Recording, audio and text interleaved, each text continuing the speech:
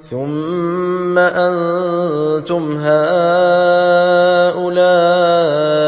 تقتلون أنفسكم وتخرجون فريقا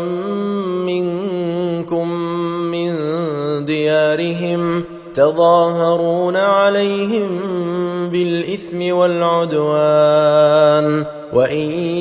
يأتوكم أسارى تفادوهم وهو محرم عليكم إخراجهم أفتؤمنون ببعض الكتاب وتكفرون ببعض فما جزاء من يفعل ذلك منكم إلا خزي في الحياة الدنيا ويوم القيامة يردون إلى أشد العذاب وما الله بغافل عما تعملون